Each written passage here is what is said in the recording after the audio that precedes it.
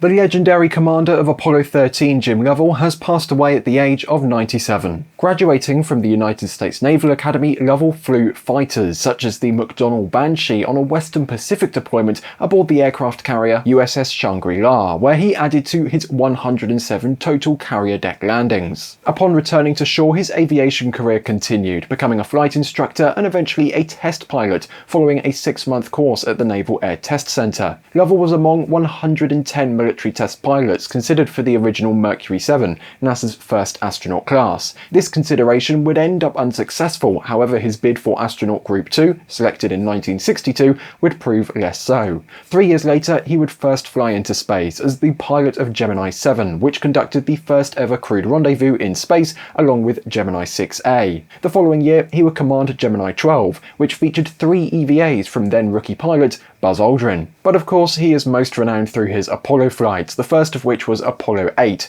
After some scheduling delays with the lunar module, which caused some crew switcheroos, Lovell was assigned to the role of command module pilot. Alongside Commander Frank Borman and lunar module pilot Bill Anders, the three would become the first humans to orbit the moon over the Christmas period of 1968. With all of this experience under his belt, it was only natural he would next be selected to fly as the commander of an Apollo mission. Initially assigned to the backup crew of Apollo 11 in an alternate universe, he could have been the first man on the moon. In reality, he flew as the commander of Apollo 13. It was the 7th crewed flight in NASA's Apollo program, and the 3rd intended to land on the moon. Launching from the Kennedy Space Center's Launch Complex 39A on April 11, 1970, Apollo 13's primary objective was to explore the Flamaro Highlands on the moon, conduct scientific experiments, and deploy instruments as part of the ongoing efforts to study the lunar geology and environment. The original mission plan had Lovell and lunar module pilot Fred Hayes descending to the lunar surface on board lunar module Aquarius, while command module pilot Jack Swigert orbited above in command module Odyssey, who actually replaced Ken Mattingly following his exposure to the German measles. And for the part which I'm sure you're already familiar with, approximately 56 hours into the flight on April 13th, disaster struck when an oxygen tank in the service module exploded due to a combination of manufacturing flaws, damage from a prior incident,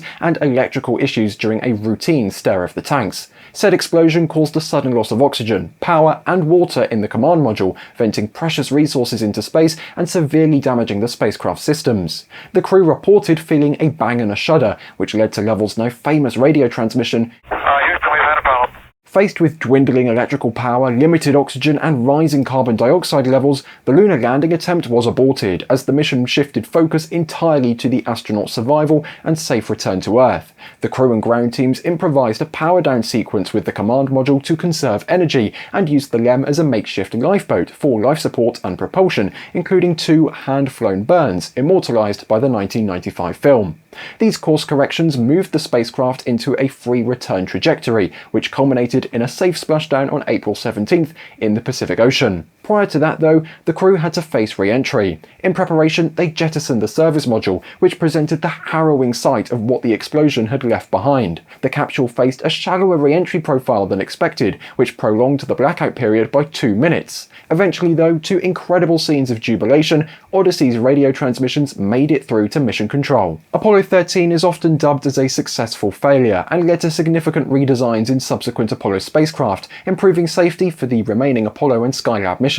And of course, the story of the mission gained widespread notoriety with the release of the Ron Howard-directed film starring Tom Hanks as Jim Lovell. That 4th spaceflight made Lovell the first person ever to rack up that number of spaceflights. However, it would also be his last. He retired from the US Navy and NASA in 1973 and entered the commercial sector to live a more quiet life. However, he never said no to meeting some space fans. I had the honor of meeting Jim Lovell at an event called Space Fest out in Tucson, Arizona, back in 2016. He was such a kind man. He was really great about giving his time, taking the time to talk to me, kneel down for a picture. He even signed a piece of Apollo 13 parachute that I have. He was kind enough to do that. Great storyteller, great man. He really should have been able to land on the moon, but he was not bitter about it. From everything that I've read, from the time that I spent talking with him, he was just grateful he was able to do what he could to advance lunar science and human exploration in space, and he will absolutely be missed. If you too have any memories, feel free to leave them down in the comments below, as our thoughts are with the family and friends of James Lovell Jr., who has passed away at the age of 97.